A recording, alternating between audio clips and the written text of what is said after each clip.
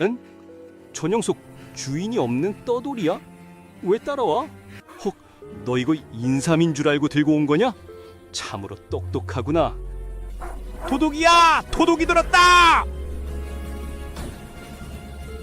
전기 수야담을 찾아주셔서 감사합니다. 구독과 좋아요는 사랑입니다. 이야기 한 판 시작해 보겠습니다.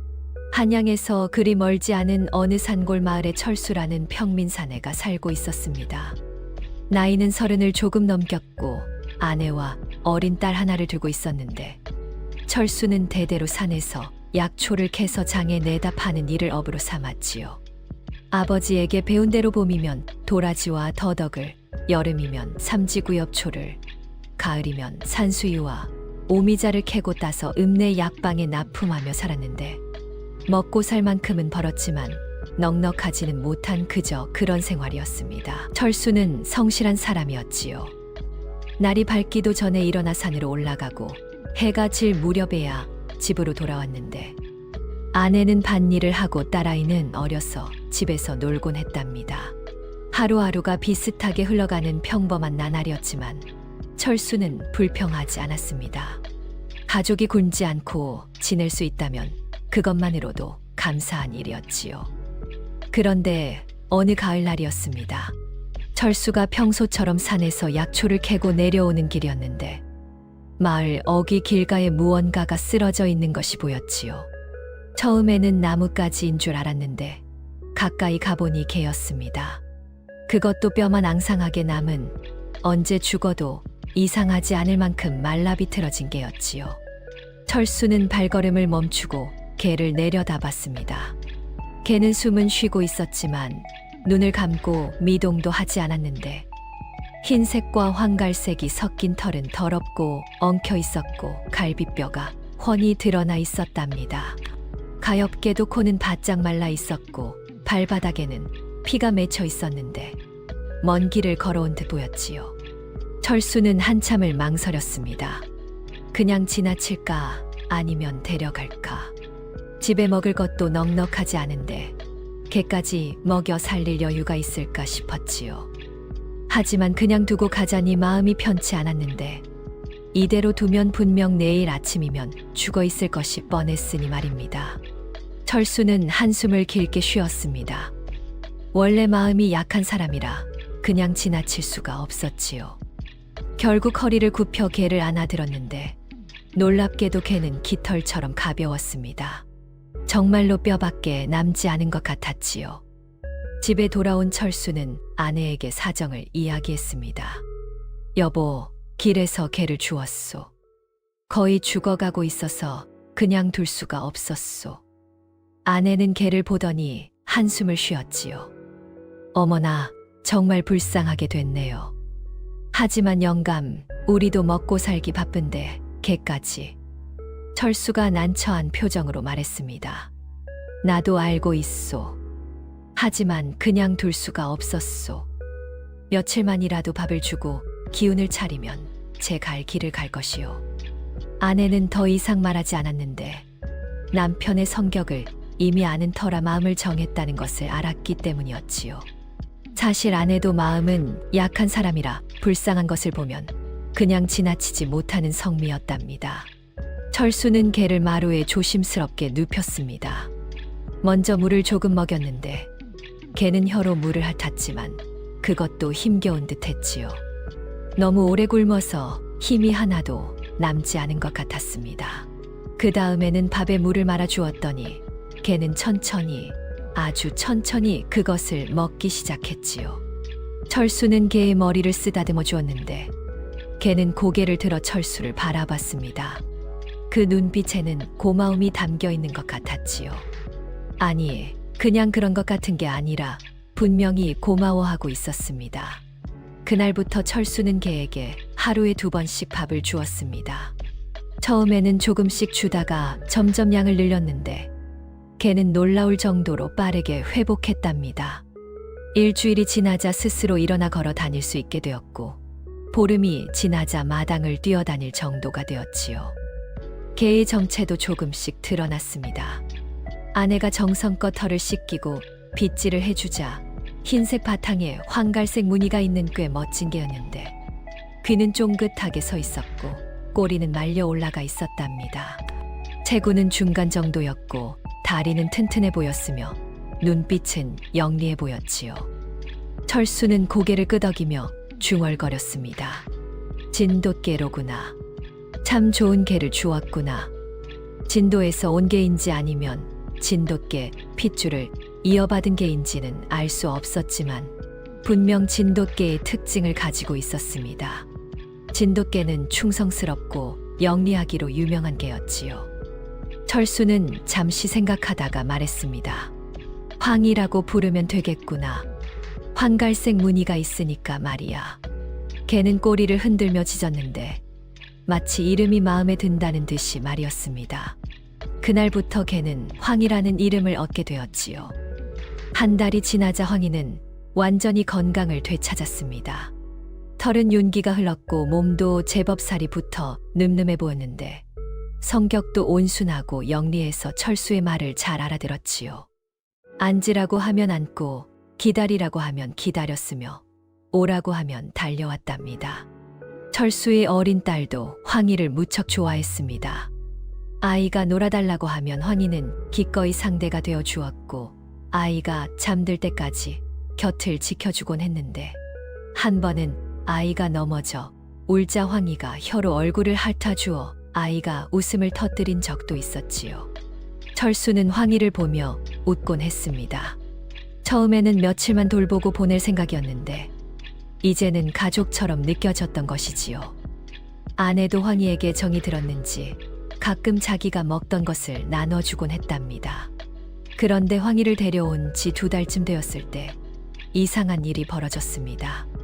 어느 날 아침 철수가 눈을 뜨고 보니 황이가 보이지 않았는데 마당을 아무리 둘러봐도 집 주변을 아무리 찾아봐도 황이는 없었지요. 철수는 걱정이 되었습니다. 혹시 어디 다친 건 아닐까? 아니면 원래 주인을 찾아 떠난 건 아닐까 싶었지요. 아내도 걱정하며 말했습니다. 영감, 황이가 어디 간 걸까요? 어제 저녁까지만 해도 멀쩡했는데. 철수가 고개를 저었습니다. 글쎄 올시다. 조금 더 기다려 봅시다. 어디 볼일 보러 갔을지도 모르니. 하지만 해가 중천에 떴을 무렵 황이가 돌아왔는데 놀랍게도 황이의 입에는 무언가가 물려 있었습니다. 철수가 다가가 보니 그것은 약초였는데 뿌리가 달린 당귀였지요. 당귀는 부인병에 좋은 약재로 철수가 자주 캐던 약초 중 하나였습니다. 철수는 신기해하며 당귀를 받아들었는데 상태도 좋고 뿌리도 온전했지요. 오, 황이야. 내가 이걸 어디서 가져왔느냐? 기특하구나. 황이는 꼬리를 흔들며 기분 좋게 짖었습니다. 철수는 황이의 머리를 쓰다듬어 주었지요. 그저 우연히 물고 온 것이라고 생각했답니다. 하지만 다음 날도 마찬가지였습니다. 아침이 되자 황이는 어디론가 사라졌다가 해가 뜰 무렵 돌아왔는데 이번에는 하수오를 물고 왔지요. 철수는 깜짝 놀랐습니다. 하수오는 아무 데서나 나는 약초가 아니었습니다. 산 깊은 곳에서나 자라는 귀한 약재였는데 철수도 1년에 몇 번 겨우 구할 수 있을 정도였지요. 그런데 황이가 그걸 물고 온 것이 아니겠습니까? 이게 하수오가 아니냐?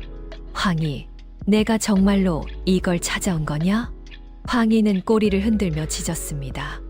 철수는 믿을 수가 없었지요. 그 다음 날도 황이는 약초를 물고 왔습니다. 천궁, 작약, 백작약. 모두 철수가 평소에 캐던 약초들이었는데 하루도 빠짐없이 가져왔답니다.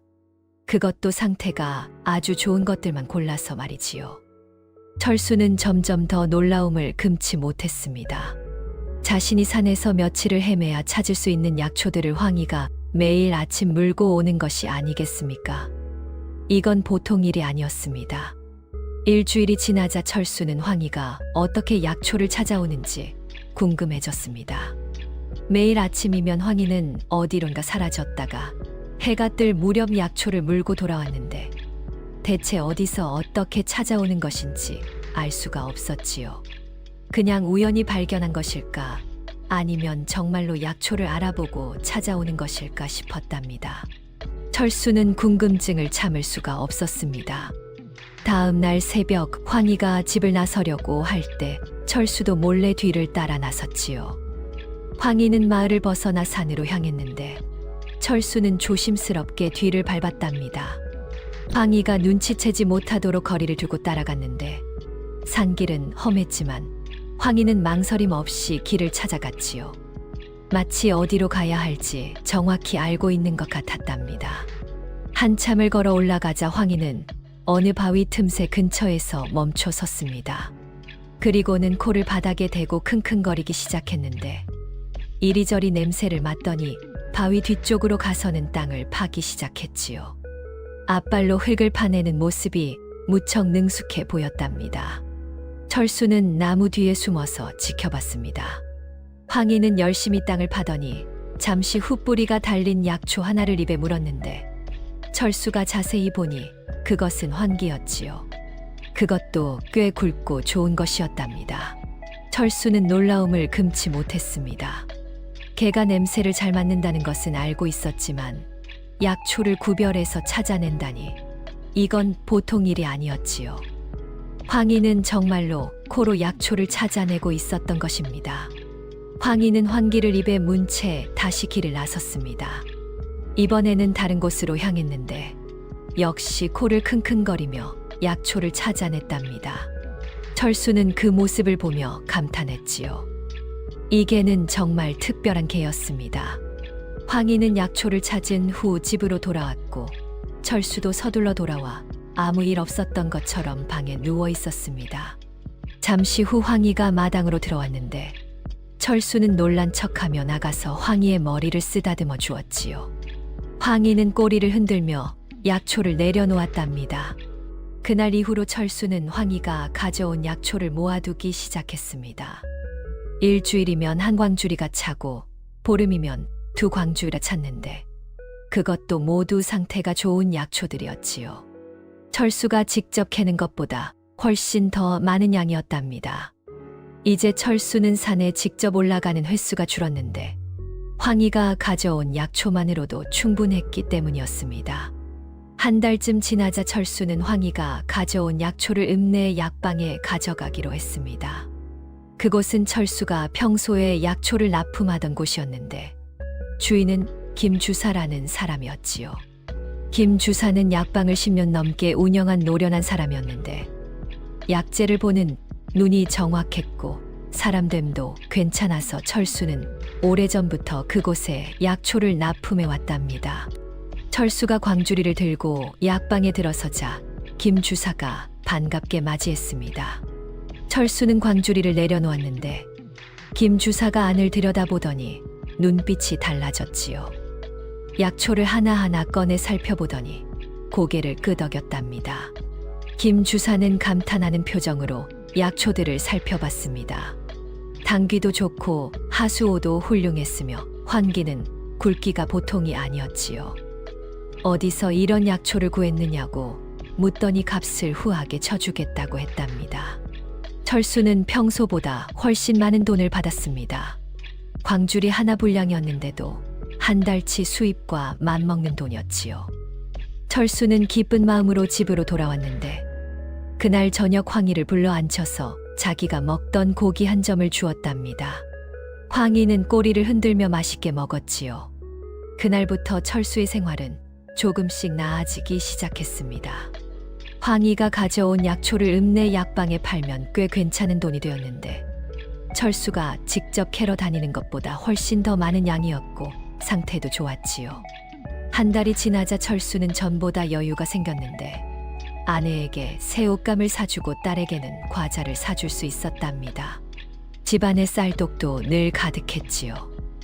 이웃 사람들이 철수를 보고 물었습니다. 요즘 장사가 잘 되나 보냐고 얼굴에 기름이 흐른다고 말이지요.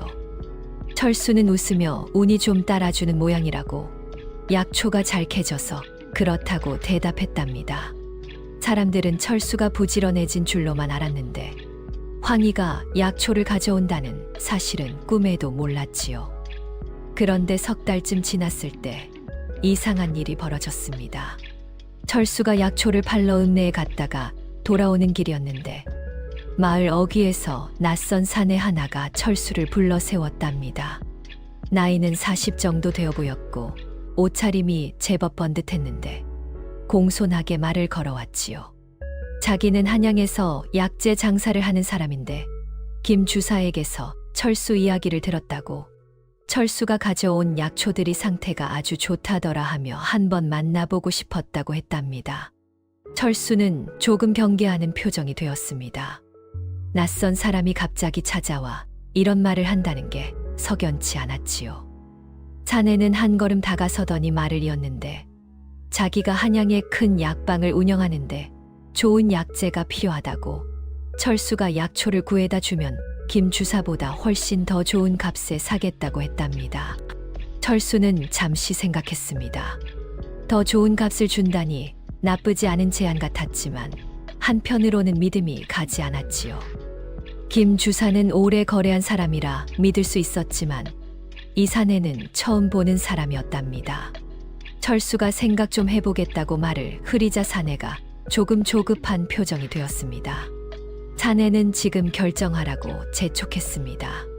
선금으로 은자 10량을 주겠다고 한 달에 약초를 이만큼만 구해다 주면 된다고 하며 품에서 은자 주머니를 꺼내 흔들었지요. 철수는 눈이 휘둥그레졌는데 은자 10량이라니 그건 평민에게는 큰 돈이었답니다. 하지만 바로 그때였습니다. 집에서 기다리고 있던 황희가 마을 어귀로 달려왔는데 철수를 보자마자 사내를 향해 으르렁거리기 시작했지요. 평소에는 온순한 황희가 요란하게 짖어댔는데 사람을 보고 이렇게 짖는 건 처음 보는 일이었답니다. 황희는 계속해서 사내를 향해 짖어댔고 심지어 이빨을 드러내며 위협하는 모습까지 보였지요. 철수는 이상하다고 생각했습니다. 황희가 이렇게 짖는 건 처음 보는 일이었는데 분명 뭔가 이유가 있을 것 같았지요. 자네는 황희를 보고 당황한 표정을 지었는데 한 발 물러서더니 말했답니다. 걔를 좀 조용히 시키라고 이야기를 못하겠다고 말이지요. 철수는 황희를 달래려 했지만 황희는 계속 짖어댔습니다. 그 모습을 보던 철수는 문득 깨달았지요. 황희가 이렇게 짖는 건 이 사내에게 뭔가 문제가 있다는 뜻이 아닐까 싶었답니다. 철수는 사내에게 말했습니다. 죄송하지만 생각해보니 지금 거래하는 곳을 바꾸고 싶지 않습니다. 김 주사와는 오래 거래해왔으니 말이요. 자네는 아쉬운 표정을 지었지만 더 이상 강요하지는 않았습니다. 그냥 혹시 마음이 바뀌면 김 주사에게 연락하라는 말만 남기고 떠났는데 황희는 사내가 완전히 사라질 때까지 짖어댔지요. 철수는 황희의 머리를 쓰다듬었습니다. 황희가 짖어준 덕분에 이상한 거래를 하지 않게 되었는데 뭔가 찜찜한 느낌이 들었던 게 사실이었답니다. 며칠 후 철수는 김 주사에게서 놀라운 이야기를 들었습니다. 그 한양 약재 상인이 사기꾼이었다는 것이지요. 선금을 주고 약초를 받은 후 잠적하는 수법으로 여러 사람을 속여왔다고 했는데 최근에 다른 마을에서 똑같은 수법으로 사기를 쳤다가 잡혔다고 했답니다. 철수는 등골이 오싹했습니다. 만약 황희가 짖지 않았다면 자신도 사기를 당할 뻔했던 것이지요. 철수는 집으로 돌아와 황희를 꼭 껴안았습니다. 황희야, 내가 아니었으면 큰일 날 뻔했구나. 정말 고맙다. 황희는 꼬리를 흔들며 철수의 얼굴을 핥았습니다. 철수는 그날 저녁 황희에게 고기를 듬뿍 주었는데 황희는 맛있게 먹었답니다. 그날 이후로 철수는 황희가 단순히 약초를 찾는 능력만 있는 게 아니라는 것을 깨달았습니다. 황희는 거짓말하는 사람도 알아보는 것 같았지요. 어떻게 그럴 수 있는지는 알 수 없었지만 분명 황희에게는 특별한 능력이 있었습니다. 황희 덕분에 사기를 모면한 후 철수는 황희를 더욱 아끼게 되었습니다. 매일 아침 황희가 가져오는 약초는 여전히 훌륭했고 철수는 그것을 김 주사에게 팔아 꽤 괜찮은 수입을 올렸지요. 생활은 점점 나아졌는데 이제는 쌀독이 늘 가득했고 반찬도 푸짐해졌답니다. 아내도 기뻐했고 딸아이도 예쁜 옷을 입을 수 있게 되었지요. 그런데 석 달쯤 지났을 때 마을에 소문이 돌기 시작했습니다. 철수네 집이 갑자기 살림이 나아졌다는 소문이었는데 어떤 이는 철수가 산에서 금을 캤다고 했고 어떤 이는 귀한 약초를 발견했다고 했답니다. 소문은 점점 부풀려졌는데 나중에는 철수가 산신령을 만나 보물을 받았다는 말까지 나돌았지요. 철수는 소문을 듣고 난처해졌습니다. 황희가 약초를 가져온다는 사실을 말할 수도 없었고 그렇다고 소문을 부인하기도 애매했지요. 그냥 운이 좋아서 약초를 많이 캘 수 있었다고만 말했는데 사람들은 고개를 갸우뚱하며 믿지 않는 눈치였답니다. 어느 날 마을 이장이 철수네 집을 찾아왔습니다. 이장은 60순이 넘은 노인이었는데 마을에서 가장 존경받는 사람이었지요. 이장은 요즘 소문이 자자하다며 살림이 많이 나아진 게 좋은 일이라고 했습니다. 하지만 마을 사람들이 궁금해하니 혹시 좋은 약초 나는 곳이 있으면 다른 사람들도 좀 알려주면 어떻겠느냐고 물었지요. 철수는 난처한 표정이 되었습니다. 황희가 약초를 찾아준다는 사실을 말할 수는 없었지요. 특별한 곳이 있는 게 아니라 그냥 부지런히 산을 다니다 보니 운이 좋았던 것뿐이라고 대답했답니다. 이장은 철수의 말을 듣고 잠시 생각하더니 고개를 끄덕이며 돌아갔는데 철수는 한숨을 쉬었지요. 그런데 며칠 후 더 큰 일이 벌어졌습니다.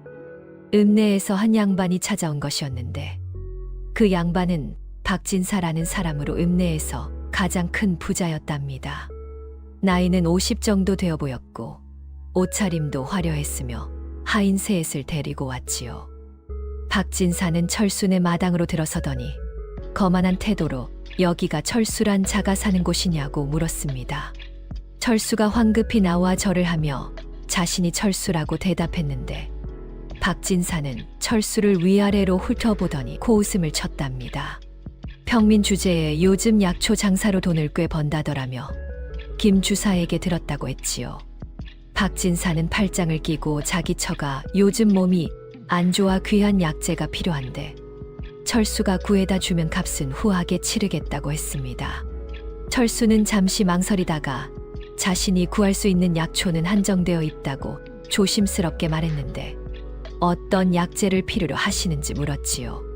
박진사는 산삼이 필요하다고 그것도 오래된 것으로 말이라고 했답니다. 철수는 깜짝 놀랐습니다. 산삼은 자신의 능력으로는 어렵다고 조심스럽게 말했는데 박진사의 얼굴이 굳어졌지요. 철수가 감히 자기 부탁을 거절한다며 화를 냈답니다. 바로 그때 황희가 마당으로 나왔습니다.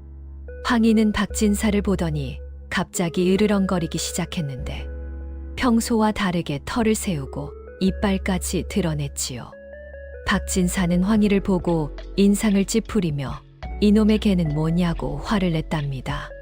철수가 황급히 황희를 진정시키려 했지만 황희는 계속해서 박진사를 향해 지저댔습니다. 박진사는 화가 난 표정으로 좋다며 그냥 가겠다고 했는데 하인들에게 가자고 소리쳤지요. 하지만 박진사가 마당을 나서려던 순간 이상한 일이 벌어졌습니다. 황희가 갑자기 마당 한쪽으로 달려가더니 땅을 파기 시작했는데 잠시 후 뿌리가 달린 약초 하나를 입에 물고 돌아왔답니다. 그것은 하수오였는데 굵고 상태도 아주 좋은 것이었지요. 박진사의 하인 중 하나가 그 모습을 봤습니다. 하인은 눈이 휘둥그레지더니 박진사에게 작은 목소리로 뭔가 속삭였는데 박진사의 표정이 순간 변했답니다. 화난 표정에서 탐욕스러운 표정으로 바뀌었지요. 박진사는 다시 마당으로 들어왔습니다. 아까와는 달리 얼굴에 웃음을 띠고 있었는데 그 웃음이 어딘가 섬뜩했답니다. 철수 영감, 잠깐만 더 이야기를 나눕시다. 철수는 불안한 느낌이 들었지만 박진사를 안으로 모셨습니다. 박진사는 차를 한 모금 마시더니 황희를 가리키며 물었지요. 저 개가 방금 약초를 물고 왔던데 혹시 저 개가 약초를 찾는 능력이 있소? 철수는 당황했습니다. 들켰구나 싶었지요. 하지만 부인할 수도 없는 상황이었는데 박진사의 하인이 분명히 봤을 테니까요. 철수가 말했습니다. 그쵸. 운이 좋아서 가끔. 박진사가 철수의 말을 끊었습니다. 허허, 겸손하시는구려. 저 개가 약초를 찾는다니 정말 신기한 일이요. 그렇다면 말인데 저 개를 나에게 팔지 않겠소? 철수는 깜짝 놀랐습니다. 아니 됩니다. 나으리, 황희는 제 가족이나 다름없사옵니다. 박진사의 눈빛이 차가워졌습니다. 가족, 개 주제의 가족이라니. 내가 좋은 값을 쳐주겠다고 하지 않았소. 은자 50냥을 주겠소. 은자 50냥이면 큰 돈이었지만 철수는 단호하게 고개를 저었습니다. 아무리 많은 돈을 주셔도 황희는 팔 수 없습니다. 박진사의 얼굴이 일그러졌습니다. 평민 주제에 감히 자기 제안을 거절한다는 게 믿기지 않았던 것이지요. 박진사는 자리에서 벌떡 일어나더니 위협하듯 말했답니다. 철수 영감, 후회하지 마시오. 양반의 호의를 거절하면 어떻게 되는지 두고 보시오. 박진사는 그렇게 말하고는 하인들을 데리고 떠났습니다. 철수는 박진사의 뒷모습을 보며 불안한 마음이 들었는데 저 양반이 가만히 있지 않을 것 같았답니다. 아내가 걱정스러운 얼굴로 물었습니다. 영감 괜찮겠어요? 저 양반이 뭔가 나쁜 짓을 하는 건 아닐까요?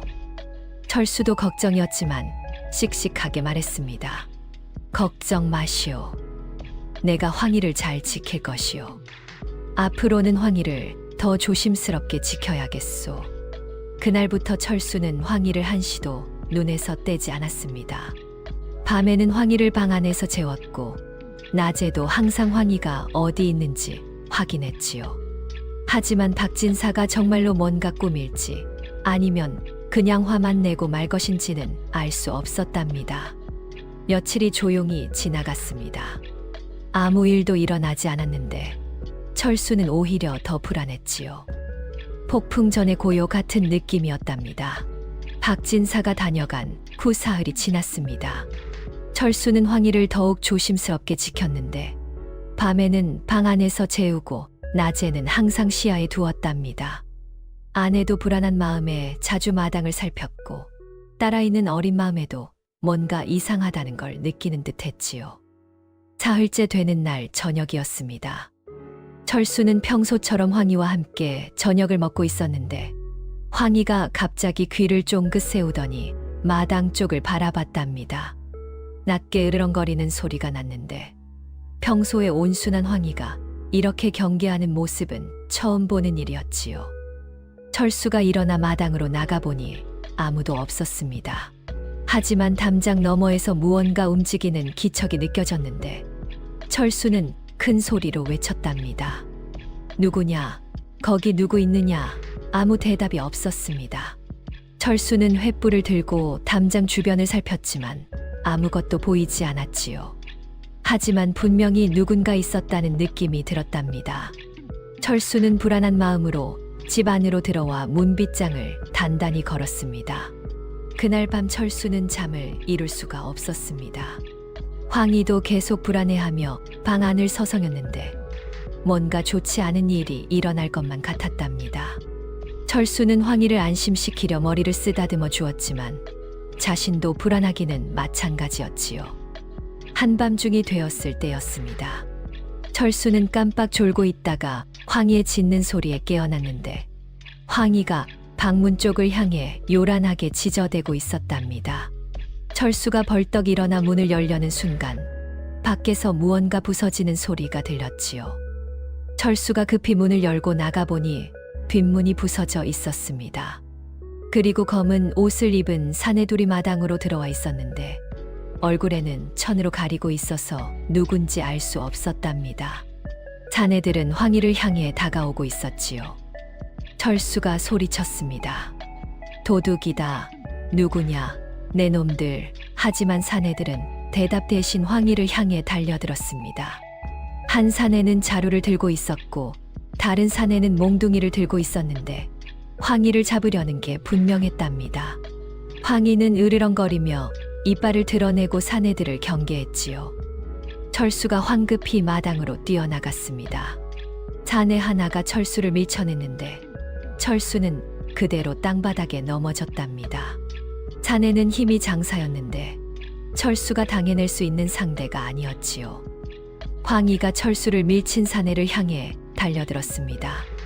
날카로운 이빨로 사내의 팔을 물었는데 사내는 비명을 지르며 팔을 휘둘렀답니다. 황희는 물러났지만 계속 으르렁거리며 사내들을 노려봤지요. 그 틈에 다른 사내가 자루를 들고 황희에게 덮어 씌우려 했습니다. 황희는 재빨리 피했지만 마당이 좁아서 도망칠 곳이 없었답니다. 사내들은 황희를 구석으로 몰아넣기 시작했지요. 철수가 일어나 소리쳤습니다. 황희를 건드리지 마라. 철수는 마당에 있던 나무 막대기를 집어들고 사내들에게 달려들었습니다. 하지만 사내 하나가 돌아서더니 철수의 막대기를 낚아챘는데 그리고는 철수의 배를 주먹으로 쳤답니다. 철수는 숨이 막히며 다시 땅바닥에 쓰러졌지요. 바로 그때 아내가 집에서 뛰어나왔습니다. 아내는 비명을 지르며 사람 살리라고 외쳤는데 그 소리에 이웃집에서 불이 켜지기 시작했답니다. 자네들은 당황한 듯 서로를 쳐다봤지요. 한 사내가 다급하게 말했습니다. 빨리 끝내. 사람들 온다. 다른 사내가 황희에게 자루를 던졌습니다. 황희는 피하려 했지만 자루가 황희의 몸을 덮었는데 사내는 재빨리 달려가 자루를 묶기 시작했답니다.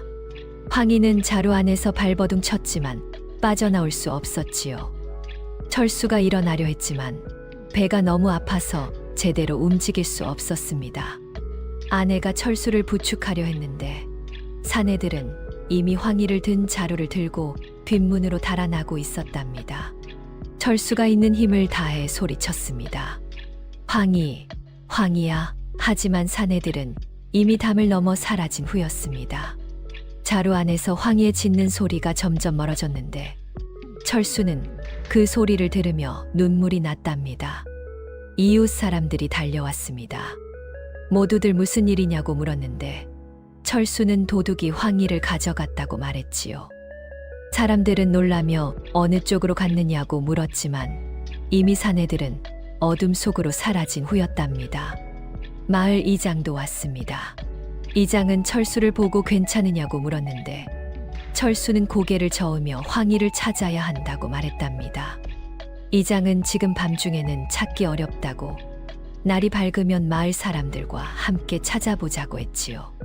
하지만 철수는 기다릴 수가 없었습니다. 황희가 어디로 끌려갔는지 지금 무슨 일을 당하고 있는지 걱정이 되어 미칠 것 같았답니다. 철수는 횃불을 들고 뒷문 밖으로 나갔는데 땅에 발자국이 찍혀 있었지요. 철수는 발자국을 따라가기 시작했습니다. 아내가 위험하다고 말렸지만 철수는 듣지 않았답니다. 이장이 자기도 함께 가겠다고 했고 마을 청년 몇 명도 나섰지요. 7명 정도가 횃불을 들고 발자국을 따라갔습니다. 발자국은 마을을 벗어나 산 쪽으로 이어졌습니다. 한참을 걸어가자 작은 오두막이 하나 보였는데 불빛이 새어나오고 있었답니다. 그리고 안에서 사람들의 목소리가 들렸지요. 철수는 조심스럽게 오두막에 다가갔습니다.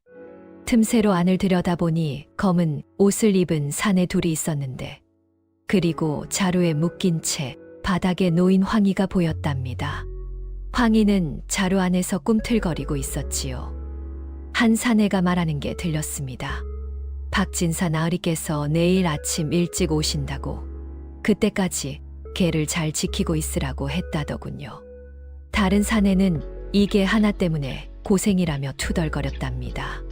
철수는 이를 악물었습니다. 역시 박진사의 짓이었던 것이지요. 철수는 뒤로 물러나 이장과 마을 사람들에게 상황을 설명했답니다.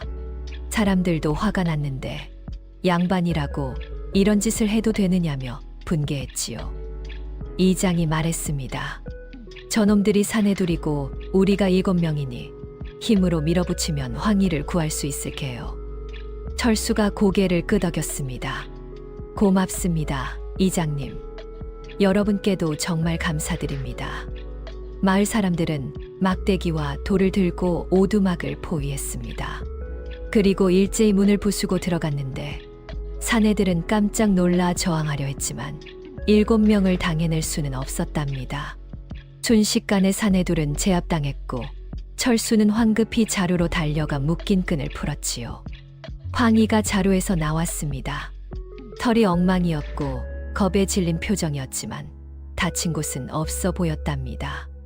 황희는 철수를 보자 꼬리를 흔들며 몸을 떨었는데 철수는 황희를 꼭 안으며 울었지요. 황희야, 미안하다. 내가 제대로 지키지 못해서. 황희는 철수의 얼굴을 핥으며 괜찮다는 듯 꼬리를 흔들었습니다. 철수는 황희를 안고 일어섰는데 마을 사람들은 사내들을 묶어서 끌고 갔답니다. 내일 아침 관아에 넘기기 위해서였지요. 집으로 돌아오는 길에 철수는 생각했습니다. 박진사는 이대로 포기하지 않을 것 같았는데 더 큰 문제가 생길지도 모른다는 불안감이 들었답니다.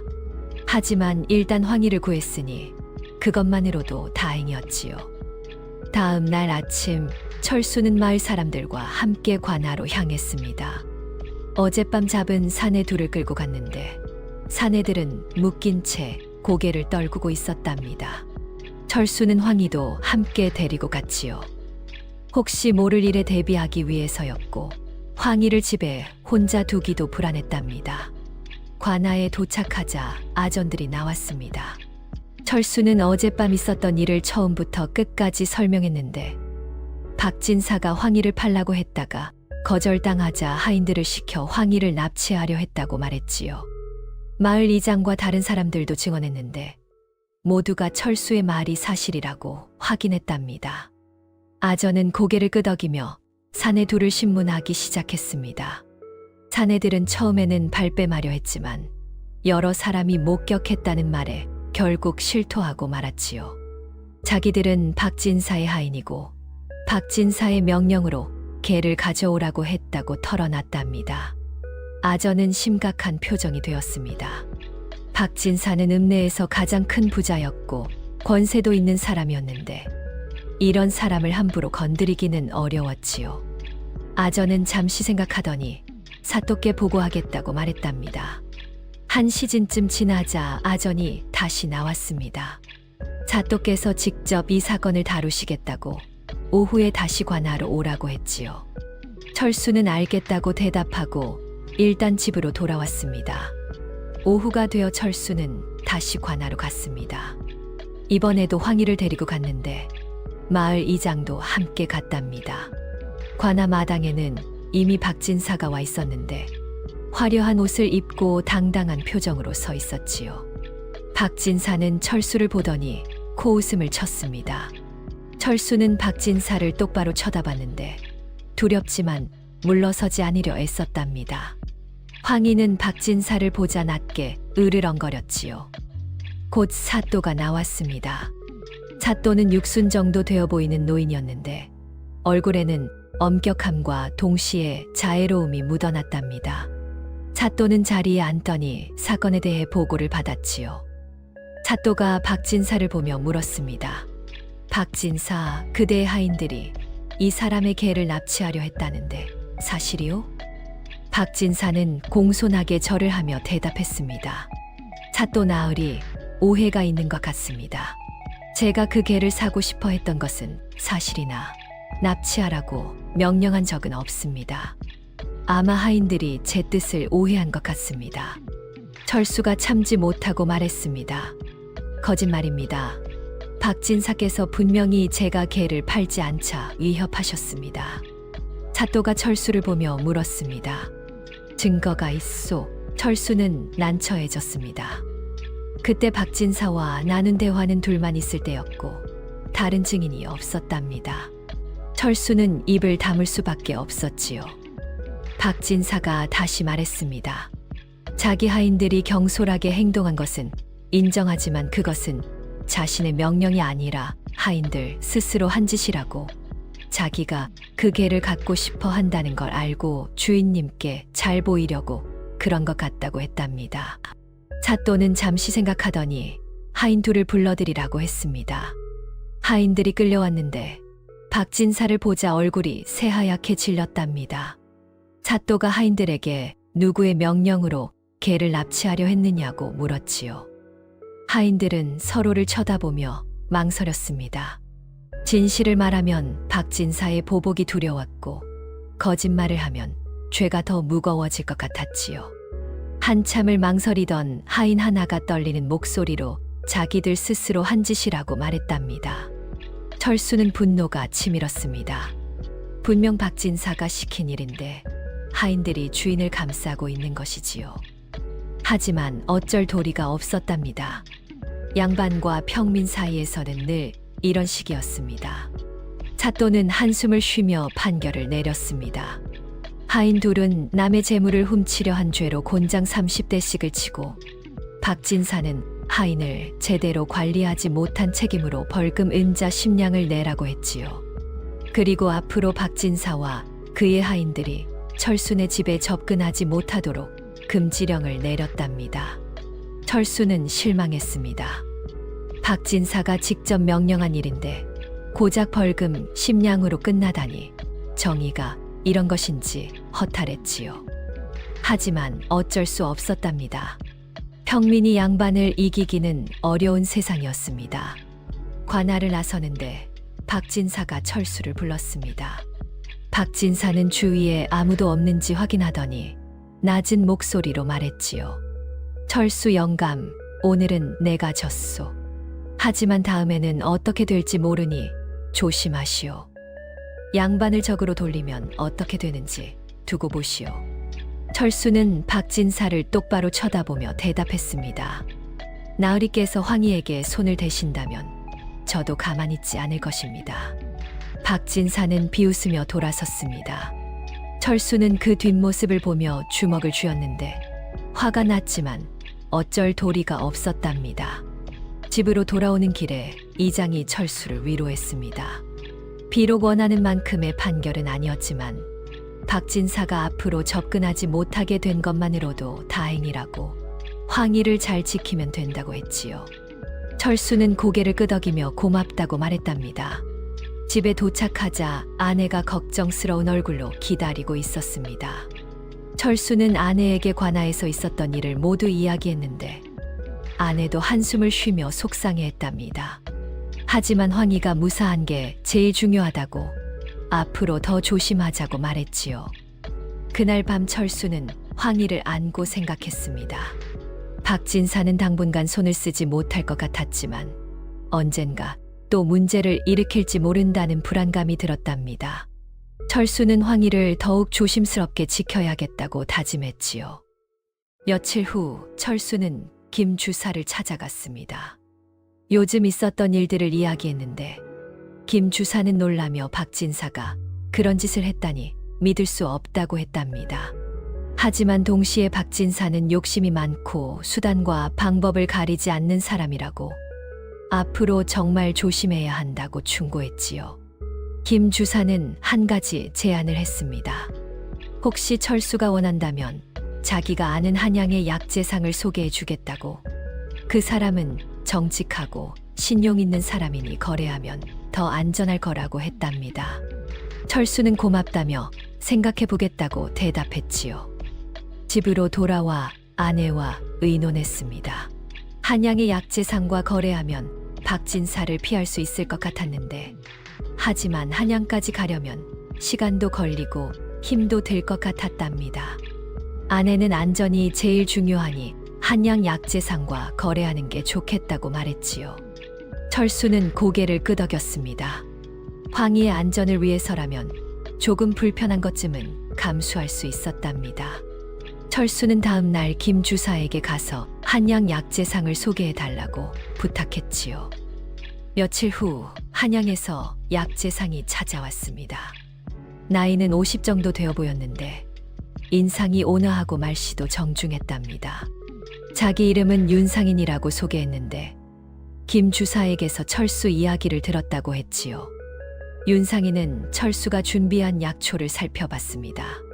하나하나 꼼꼼히 보더니 감탄하는 표정을 지었는데 상태가 정말 좋다고 칭찬했답니다. 값도 후하게 쳐줬는데 앞으로 계속 거래하고 싶다고 말했지요. 철수는 윤상인이 마음에 들었습니다. 말도 정직했고 약속도 확실했으며 무엇보다 황희가 윤상인을 보고도 짖지 않았답니다. 황희가 인정한 사람이니 믿어도 될 것 같았지요. 그날부터 철수는 윤상인과 거래하기 시작했습니다. 한 달에 한 번씩 윤상인이 찾아왔는데 철수가 모아둔 약초를 사가고 좋은 값을 쳐줬답니다. 박진사와는 관련이 없어서 안전했고 수입도 전보다 더 나아졌지요. 철수는 조금씩 안정을 찾아갔습니다. 박진사도 관아의 금지령 때문에 더 이상 접근하지 못했고 황희도 평온하게 지낼 수 있었답니다. 하지만 철수는 여전히 조심했는데 언제 또 무슨 일이 생길지 모른다는 걸 잘 알고 있었지요. 윤상인과 거래를 시작한 지 반년이 지났습니다. 철수의 생활은 더욱 안정되었는데 황희가 가져오는 약초와 철수가 직접 캐는 약초를 합치면 한 달에 꽤 많은 양이 되었답니다. 윤상인은 매달 정확한 날짜에 찾아와 약초를 사갔고 값도 약속대로 후하게 쳐줬지요. 철수는 이제 마을에서 제법 부유한 사람이 되었는데 기와집도 더 크게 짓고 밭도 2배로 늘렸답니다. 박진사는 관아의 금지령 이후로 더 이상 나타나지 않았습니다. 가끔 마을에서 박진사의 하인들을 보기는 했지만 멀리서 지나갈 뿐 철수네 집 근처에는 얼씬도 하지 않았지요.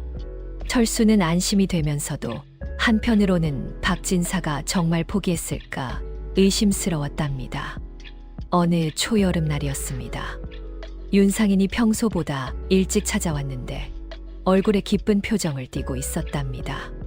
철수는 윤상인을 맞이하며 무슨 좋은 일이 있느냐고 물었지요. 윤상인이 말했습니다. 철수 영감, 큰 기회가 하나 생겼소. 한양의 큰 약방에서 귀한 약재를 찾고 있는데 특히 산삼을 구하고 있소. 혹시 영감이 산삼을 구할 수 있겠소? 철수는 잠시 생각했습니다. 황희가 1년 전에 산삼을 한번 가져온 적이 있었는데 그 이후로는 산삼을 가져온 적이 없었답니다. 하지만 한번 찾았으니 다시 찾을 수도 있지 않을까 싶었지요. 철수가 조심스럽게 대답했습니다. 확실하지는 않지만 한번 찾아보겠소. 시간이 좀 걸릴 수 있겠소. 윤상인은 고개를 끄덕이며 천천히 해도 된다고, 산삼은 아무나 구할 수 있는 게 아니니 서두를 필요 없다고 했답니다. 하지만 만약 구한다면 값은 후하게 쳐주겠다고, 은자 100냥은 줄 수 있을 거라고 했지요. 철수는 눈이 휘둥그레졌습니다. 은자 100냥이면 엄청난 돈이었는데 그 돈이면 평생 편하게 살 수 있을 것 같았답니다. 철수는 최선을 다해보겠다고 약속했지요. 윤상인이 떠난 후 철수는 황희를 불러 앉혔습니다. 황희는 꼬리를 흔들며 철수를 쳐다봤는데 철수는 황희의 머리를 쓰다듬으며 말했답니다. 황희야, 내가 예전에 산삼을 가져온 적이 있지. 혹시 다시 찾을 수 있겠느냐? 황희는 고개를 갸우뚱하더니 잠시 생각하는 듯 했습니다. 그리고는 꼬리를 한번 흔들고는 마당으로 나갔지요. 철수는 황희가 알아들었는지 확신할 수 없었지만 믿어보기로 했답니다. 다음 날 아침 황희는 평소보다 훨씬 일찍 집을 나섰습니다. 철수는 걱정이 되어 황희를 따라가 볼까 생각했지만 황희를 믿기로 하고 집에서 기다렸지요. 해가 중천에 떴는데도 황희는 돌아오지 않았습니다. 해가 서쪽으로 기울기 시작했는데도 황희는 보이지 않았답니다. 철수는 점점 불안해졌습니다.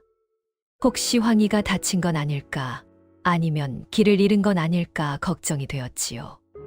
아내도 걱정스러운 얼굴로 마당을 서성였답니다. 해가 완전히 진 후 어둠이 내렸을 때였습니다. 황희가 돌아왔는데 온몸이 흙투성이었고 발은 피가 맺혀 있었답니다.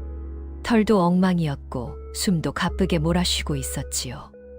하지만 입에는 무언가를 조심스럽게 물고 있었습니다. 철수가 달려가 보니 그것은 산삼이었습니다. 그것도 1년 전에 가져온 것보다 훨씬 큰 산삼이었는데 굵기가 엄지손가락만 했답니다. 뿌리도 온전했고 수염 뿌리도 길게 달려 있었지요. 철수는 황희를 꼭 안았습니다. 황희야, 고생했구나. 정말 대단하다. 황희는 지쳐서 꼬리도 제대로 흔들지 못했지만 철수를 보며 눈을 가늘게 떴답니다. 아내가 급히 물과 밥을 가져왔는데 황희는 물을 마시고 밥을 먹더니 그 자리에서 쓰러지듯 누웠지요. 얼마나 힘들었으면 이렇게까지 지쳤을까 싶었답니다. 철수는 황희의 발을 살펴봤습니다. 발바닥에 상처가 나 있었는데 먼 길을 걸어온 게 분명했답니다. 철수는 약초를 달인 물로 황희의 발을 씻겨주고 천으로 감싸주었지요. 황희는 편안한 표정으로 잠들었습니다. 다음 날 철수는 산삼을 조심스럽게 싸서 보관했습니다. 그리고 김 주사에게 가서 윤상인에게 연락해 달라고 부탁했지요. 며칠 후 윤상인이 찾아왔는데 산삼을 보자마자 눈이 휘둥그레졌답니다. 윤상인은 산삼을 꼼꼼히 살펴봤습니다. 손을 떨며 돌려가며 보더니 감탄하는 표정을 지었는데 이런 산삼은 평생 처음 본다고 했답니다. 나이는 최소 50년은 된 것 같다고. 이 정도면 한양의 큰 약방에서 귀하게 쓸 거라고 했지요. 윤상인이 말했습니다. 철수 영감, 이 산삼은 정말 대단하오. 약속했던 은자 100냥, 아니 150냥을 드리겠소.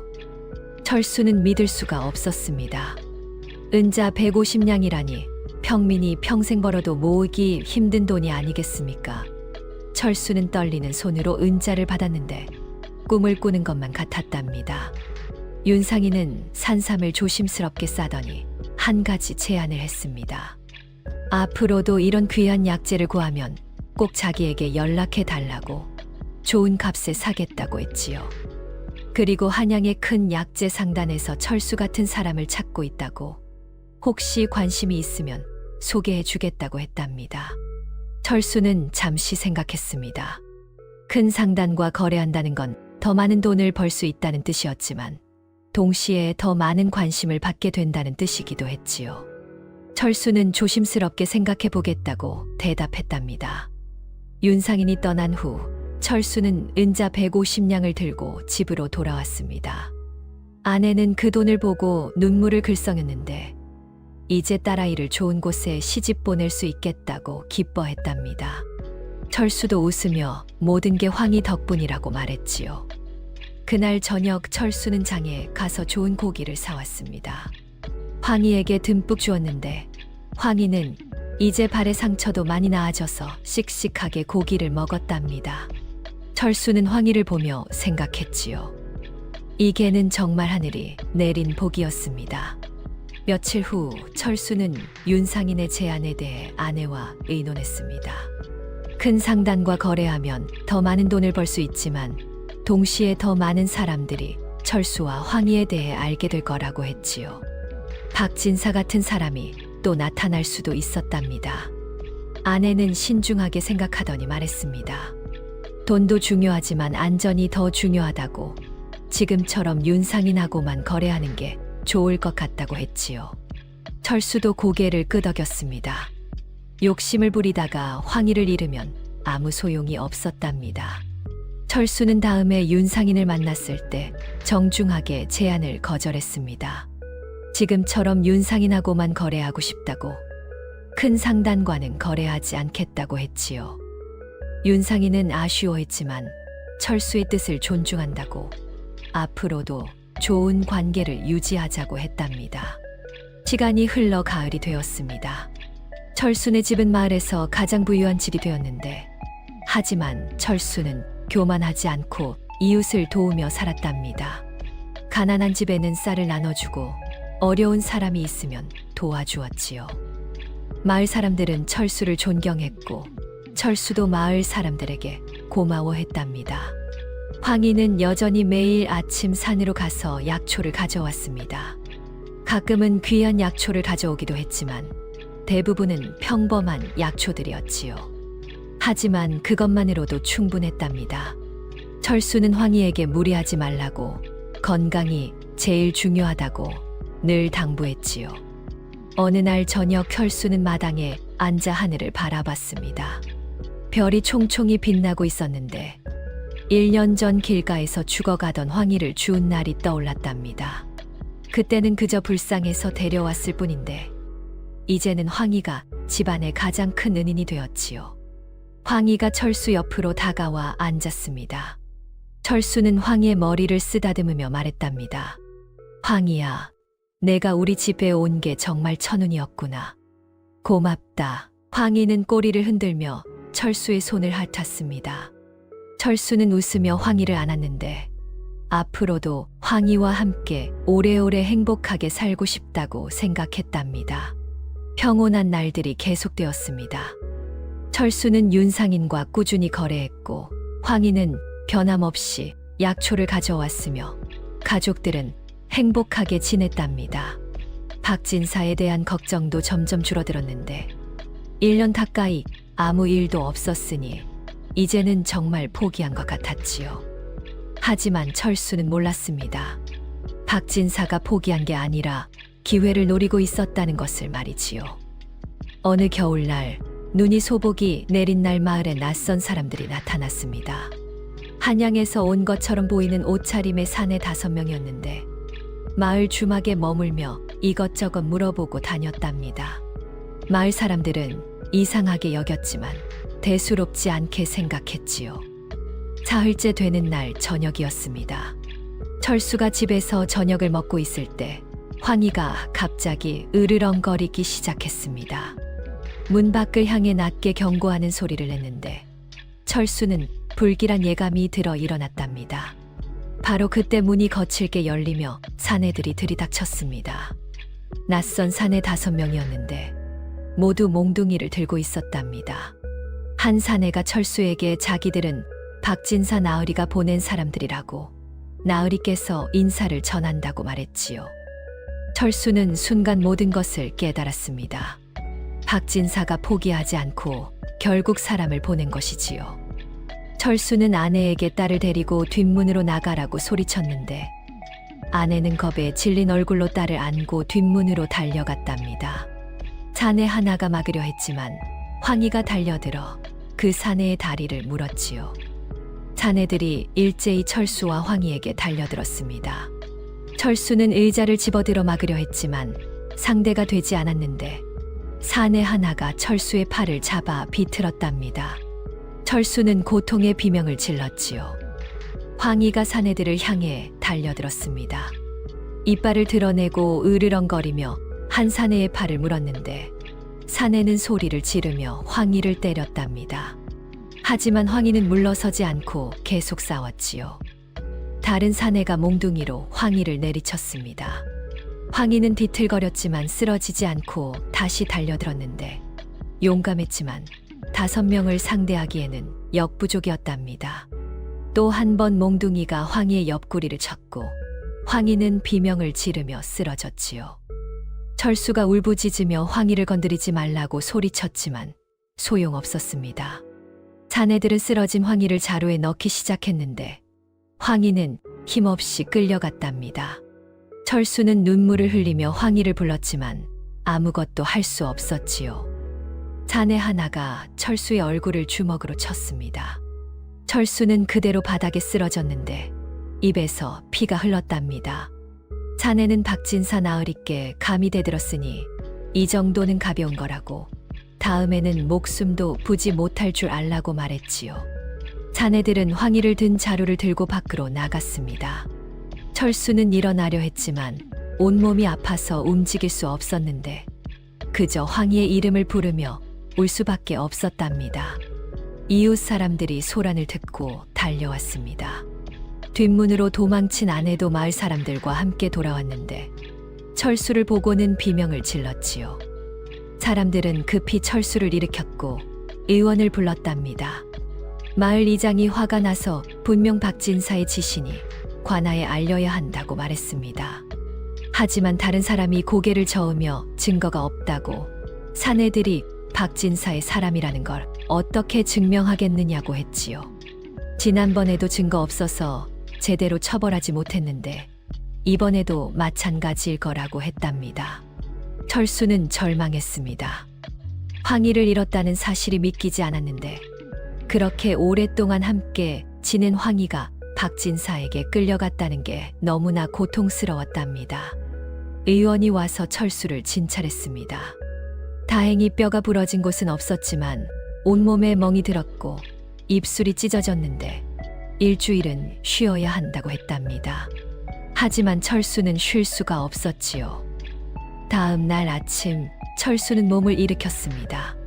온몸이 아프고 움직이기 힘들었지만 황희를 찾아야 했답니다. 아내가 말렸지만 철수는 듣지 않았는데 황희를 찾아야 한다고, 자기가 황희를 지키지 못했으니 이대로 있을 수는 없다고 했지요. 철수는 마을 이장과 젊은 사람 몇 명에게 도움을 청했습니다. 모두들 흔쾌히 돕겠다고 했는데 박진사의 짓이 너무 악독해서 더 이상 참을 수 없다고 했답니다. 일행은 박진사의 집으로 향했습니다. 큰 기와집이었는데 담장도 높고 대문도 웅장했답니다. 철수가 대문을 두드리자 문지기가 나왔는데 평민 주제의 나으리를 만나겠다니 주제를 모른다고 썩 꺼지라고 했지요. 하지만 철수는 물러서지 않고 자기 개를 돌려받으러 왔다고 나으리께 전해달라고 소리쳤답니다. 문지기가 화를 내며 철수를 밀쳤습니다. 철수는 비틀거렸지만 다시 일어나 소리쳤는데 그 소리에 박진사가 마당으로 나왔답니다. 박진사는 철수를 보고 비웃으며 무슨 일로 찾아왔느냐고 물었습니다. 철수는 이를 악물며 나으리께서 황희를 가져가셨으니 돌려달라고 말했지요. 하지만 박진사는 어깨를 으쓱하며 개가 무슨 개냐고, 자기는 아는 게 없다고 했답니다. 철수가 어젯밤 나으리의 사람들이 와서 황희를 가져갔다고 거짓말하지 말라고 소리쳤습니다. 하지만 박진사의 얼굴은 차갑게 굳어졌는데 증거가 있느냐고, 자기 사람이라는 증거 말이라고 했답니다. 증거도 없이 양반에게 누명을 씌우다니 이거 큰일이라고 말했지요. 철수는 말문이 막혔습니다. 증거가 없었답니다. 자네들은 얼굴을 가리지 않았지만 이름을 밝히지도 않았고 박진사의 사람이라는 직접적인 증거는 없었지요. 박진사는 비웃으며 증거도 없이 남을 의심하다니 평민 주제에 버릇이 없다고 썩 물러가라고 했습니다. 문지기들이 철수 일행을 밀쳐냈는데 철수는 주먹을 쥐고 분노했지만 어쩔 도리가 없었답니다. 철수는 관아로 향했습니다. 사또에게 호소하면 뭔가 방법이 있을 거라고 생각했지요. 하지만 아전은 고개를 저으며 증거가 없으면 어쩔 수 없다고, 박진사는 읍내에서 가장 큰 양반인데 함부로 건드릴 수 없다고 했답니다. 철수는 절망에 빠졌습니다. 황희를 구할 방법이 없었는데 법도 권력도 모두 양반 편이었답니다. 철수는 무력하게 집으로 돌아왔지요. 집에 돌아오니 아내와 딸이 울고 있었습니다. 딸아이는 황희를 찾으며 울었는데 철수는 딸을 안으며 함께 울었답니다. 철수는 자신의 무력함이 한스러웠지요. 그날 밤 철수는 잠을 이룰 수 없었습니다. 황희가 지금 어디서 무슨 일을 당하고 있을까, 아프지는 않을까, 무서워하지는 않을까 걱정이 되어 미칠 것 같았답니다. 철수는 황희에게 미안했고 자신을 믿고 따랐던 황희를 지키지 못한 것이 너무나 괴로웠지요. 사흘이 지났습니다. 철수는 밤낮으로 황희를 찾아다녔지만 아무 소용이 없었습니다. 박진사의 집 주변을 맴돌았지만 담장이 높아 안을 볼 수 없었고 문지기들이 쫓아냈답니다. 관아에도 다시 찾아갔지만 아전은 증거를 가져오라는 말만 되풀이했지요. 철수는 점점 야위어 갔습니다. 밥도 제대로 먹지 못했고 잠도 자지 못했는데 온통 황희 생각뿐이었답니다.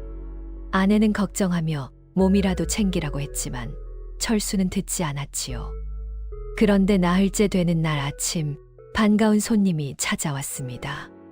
윤상인이었습니다. 윤상인은 급히 달려온 듯 숨을 헐떡이고 있었는데 철순의 집 상황을 듣고 한양에서 급히 내려왔다고 했답니다. 김 주사가 전가를 보냈다고 했지요. 윤상인이 말했습니다. 철수 영감, 내가 도울 방법이 있소. 한양에 내 친구가 하나 있는데 관직이 높은 양반이요. 그분께 부탁하면 박진사 같은 잣짐은 어렵지 않게 처리할 수 있을 거요. 철수는 눈이 휘둥그레졌습니다. 윤상인에게 그런 인맥이 있을 줄은 몰랐는데 희망이 생기는 것 같았답니다. 윤상인은 당장 한양으로 올라가 친구를 만나고 오겠다고 며칠만 기다려 달라고 했지요. 철수는 고맙다며 절을 했습니다. 윤상인은 서둘러 한양으로 떠났는데 철수는 처음으로 희망을 품게 되었답니다. 사흘 후 윤상인이 돌아왔습니다. 그런데 혼자가 아니었습니다. 옆에는 화려한 관복을 입은 양반이 함께 있었는데 나이는 60쯤 되어 보였고 위엄이 있었답니다. 윤상인이 소개했지요. 이분이 내 친구 최판서님이시오. 한양에서 호조판서를 지내신 분이시오. 철수는 황급히 절을 했습니다. 호조판서라면 나라의 재정을 관리하던 높은 관직인데 그런 분이 여기까지 오셨다니 믿기지 않았답니다. 최판서가 온화하게 말했습니다. 윤상인에게 자세한 이야기를 들었소. 박진사란 자가 영감의 개를 빼앗아 갔다지요. 철수가 떨리는 목소리로 대답했습니다. 그러하옵니다. 나으리. 황희는 저희 가족이나 다름없는데 최판서가 고개를 끄덕였습니다. 걱정 마시오. 내가 직접 나서면 박진사 같은 자는 문제없소. 지금 당장 박진사의 집으로 가봅시다. 일행은 박진사의 집으로 향했습니다. 철수와 윤상인, 최판서 그리고 최판서가 데려온 관속 넷이 함께 갔는데 마을 사람들도 소문을 듣고 따라왔답니다. 박진사의 집 대문 앞에 도착했습니다. 문지기가 나와 누구냐고 물었는데 최판서가 당당하게 말했지요. 호조판서를 지낸 최판서요. 박진사를 만나러 왔소. 문지기는 깜짝 놀라 황급히 안으로 들어갔습니다. 잠시 후 박진사가 허둥지둥 나왔는데 얼굴이 새하얗게 질려 있었답니다. 호조판서라는 말에 겁을 먹은 것이지요. 박진사가 떨리는 목소리로 말했습니다. 아, 어서 오십시오, 나으리. 무슨 일로? 최판서가 차갑게 말했습니다. 박진사, 그대가 평민의 개를 강제로 빼앗아 갔다는데 사실이요? 박진사는 당황하며 부인했습니다. 그런 일은 없다고 오해라고 했지요. 하지만 최판서는 단호하게 말했답니다. 거짓말 마시오. 내가 직접 확인하러 왔소. 지금 당장 그 개를 내놓으시오. 박진사는 어쩔 수 없이 하인들을 시켜 황희를 데려오게 했습니다. 잠시 후 하인이 황희를 끌고 나왔는데 황희는 여위어 있었고 털도 더러웠답니다. 하지만 철수를 보자마자 꼬리를 흔들며 달려왔지요. 철수는 황희를 꼭 안았습니다. 황희도 철수의 얼굴을 핥으며 기뻐했는데 그 모습을 본 최판서가 고개를 끄덕였답니다. 보시오, 저 개가 주인을 알아보지 않소. 이것이 바로 증거요. 최판서는 박진사를 엄하게 꾸짖었습니다. 양반이라는 자가 평민의 재물을 빼앗고 폭력까지 휘둘렀으니 이게 무슨 짓이냐고, 양반의 체면이 어디 갔느냐고 했지요. 박진사는 고개를 숙이고 변명도 하지 못했답니다. 최판서가 선언했습니다. 박진사, 그대는 양반으로서의 품격을 잃었소. 내가 한양으로 돌아가는 즉시 임금께 상소를 올려 그대의 관직을 박탈하도록 하겠소. 그리고 이 고을 사또에게도 엄히 처벌하라고 명하겠소. 박진사는 그제야 무릎을 꿇으며 용서를 빌었습니다. 자기가 잘못했다고 다시는 그러지 않겠다고 했지요. 하지만 최판서는 단호했답니다. 이미 늦었소. 법은 만인에게 공평해야 하오. 양반이라고 예외는 없소. 최판서는 관속들에게 명령했습니다. 박진사를 관하로 끌고 가라고, 사또에게 즉시 처벌하라고 전하라고 했지요. 관속들이 박진사를 묶어서 끌고 갔는데 박진사는 비참한 얼굴로 끌려갔답니다. 마을 사람들은 환호했습니다. 드디어 박진사가 응징을 받는 것을 보게 되었는데 모두들 기뻐하며 최판서에게 감사 인사를 했답니다. 최판서는 철수를 보며 말했습니다. 철수 영감, 윤상인이 영감에 대해 좋은 말을 많이 했소. 성실하고 정직한 사람이라고 말이오. 앞으로도 그렇게 살아가시오. 철수는 눈물을 글썽이며 절을 했습니다. 고맙습니다. 나으리. 평생 은혜를 잊지 않겠습니다. 최판서는 윤상인과 함께 한양으로 돌아갔습니다. 철수는 황희를 안고 집으로 돌아왔는데 아내와 딸이 울며 기뻐했답니다. 온 가족이 황희를 안으며 다시는 떨어지지 말자고 다짐했지요. 며칠 후 소식이 들려왔습니다. 박진사는 관직을 박탈당하고 벌금 100냥을 물었으며 3년간 이고을에서 추방되었다고 했답니다. 사또가 최판서의 명령을 따라 엄하게 처벌한 것이지요. 마을 사람들은 통쾌해하며 기뻐했습니다. 시간이 흘러 평온한 날들이 돌아왔습니다. 철수는 다시 윤상인과 거래를 시작했고 황희는 여전히 약초를 가져왔으며 가족들은 행복하게 지냈답니다. 박진사는 추방되어 다시는 볼 수 없었지요. 1년이 지났습니다. 철수네 집은 마을에서 가장 부유한 집이 되었지만 철수는 여전히 겸손하고 이웃을 도우며 살았습니다. 최판서의 은혜를 잊지 않고 해마다 한양으로 찾아가 인사를 드렸는데 최판서도 철수를 반갑게 맞이했답니다. 황희는 가족의 일원으로 편안하게 지냈습니다. 아침마다 산으로 가서 약초를 가져오고 저녁에는 가족들과 함께 시간을 보냈는데 더 이상 위험한 일은 없었답니다. 어느 봄날 저녁 철수는 마당에 앉아 하늘을 바라봤습니다. 해가 지고 있었는데 하늘이 붉게 물들어 아름다웠답니다. 황희가 철수 옆에 와서 앉았지요. 철수는 황희의 머리를 쓰다듬으며 말했습니다. 황희야, 우리 참 많은 일을 겪었구나. 하지만 이제는 안전하다. 앞으로도 오래오래 함께 살자꾸나.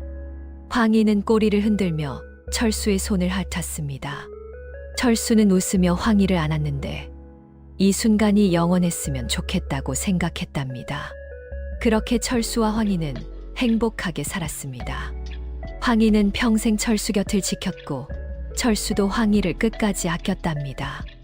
마을 사람들은 철수와 황희의 이야기를 오래도록 기억했는데 진심으로 서로를 아끼면 신분도 종족도 중요하지 않다는 것을, 그리고 정의는 언젠가 반드시 이긴다는 것을 보여준 이야기였지요.